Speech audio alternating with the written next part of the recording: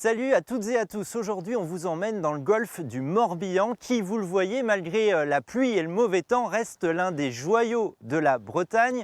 Ici les courants sont particulièrement forts, ce qui intéresse la production d'énergie renouvelable et les fabricants d'hydroliennes. Deux d'entre elles doivent être installées ici en 2022, un projet qui provoque quelques remous.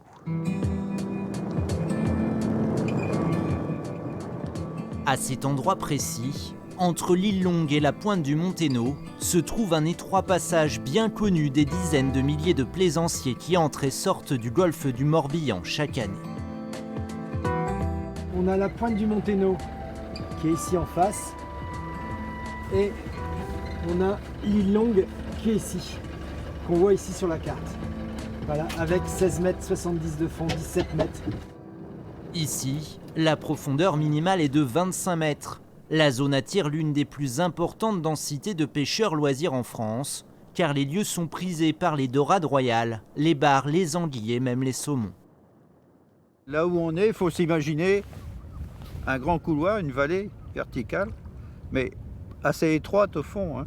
C'est le passage obligé de l'eau, des sédiments, des poissons, des poissons et des animaux qui ne sont pas mobiles par eux-mêmes, quoi. Entre la mer, le large, et tout ce bassin que représente le golfe du Morbihan.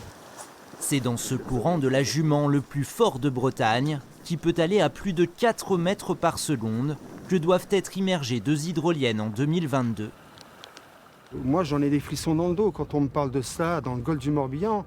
Nous sommes bien entendu des plaisanciers, des pêcheurs loisirs, mais nous sommes des amoureux de la nature. Nous ne pouvons pas, ne serait-ce que penser un instant, avoir une telle infrastructure. Moi, c'est pas possible. Ce projet expérimental doit durer 3 ans et consiste à lester au fond de la mer 2 turbines aux aptitudes différentes. Une installation qui ne nécessitera pas de forage et qui doit permettre de produire de l'électricité. Ce sont des machines qui font à peu près 15 mètres de haut, des pales qui vont faire 3,50 mètres, il y en a 3.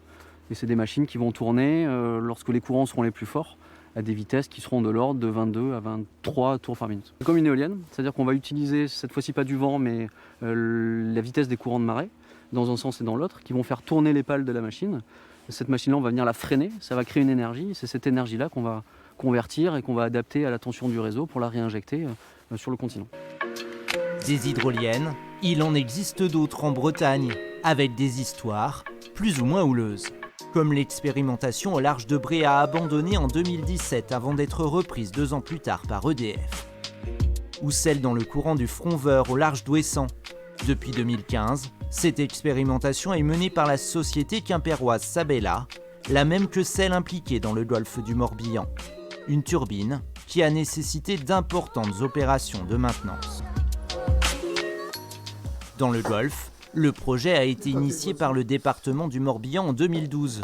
L'implantation d'hydroliennes fait partie d'une stratégie globale aux côtés du développement de la filière hydrogène, de la méthanisation, du photovoltaïque et de l'éolien.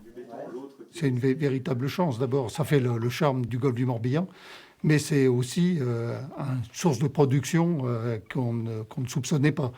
Il est important que chaque territoire se pose la question, comment moi, je peux prendre une part dans mon autonomie énergétique. Cette expérimentation à 8,5 millions d'euros a pris un coup d'accélérateur ces derniers mois en étant retenue pour le projet européen Tiger, aux côtés de sites du Pays de Galles, d'Angleterre, de Normandie et de Bretagne. Tiger associe les collectivités locales, les industriels et la recherche dans ses études. On a scruté ce terrain-là sur la colonne d'eau, au fond, sur son aspect biologique, sur son aspect physique, chimique, hydrodynamique. Tous ces aspects-là ont été scrutés avant l'implantation des hydroliennes et on continuera de faire le même travail pendant le fonctionnement des hydroliennes et en faisant ce comparatif avant et pendant qu'on pourrait déduire s'il y a eu ou pas des impacts associés à ce projet. Quels sont les risques réels pour l'environnement? Difficile de le savoir selon les porteurs du projet sans passer par une phase expérimentale. Les ostréiculteurs y ont été associés, 150 entreprises sont implantées ici. Des professionnels qui ne sont pas opposés aux hydroliennes mais qui attendent d'en mesurer les effets. Nous, la seule chose sur laquelle on s'interroge, c'est sur les effets électromagnétiques des câbles qui seront enfouis.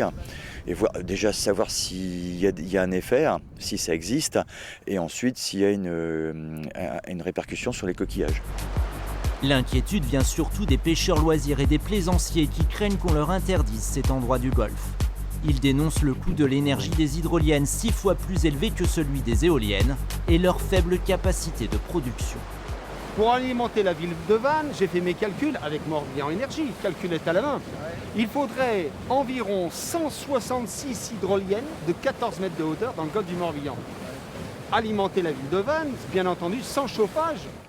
Si c'est pour faire simplement une expérimentation de 2 machines dans le golfe, dans un lieu qui est protégé, archi-protégé, où toutes les réglementations françaises en matière d'environnement s'appliquent, bon, bah, c'est nul, quoi.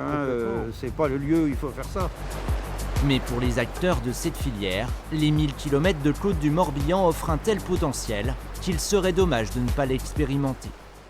On n'est pas têtu. Si vraiment il est prouvé que l'immersion de plusieurs machines a des incidences nocives sur le golfe, ben comme tout le monde, on dira non.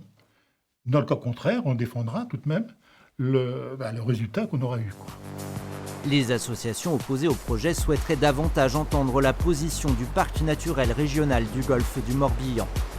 Une expérimentation de 3 ans qui pourrait être prolongée de 2 années supplémentaires, car l'objectif est bien ici d'installer un parc hydrolien si tous les voyants sont au vert.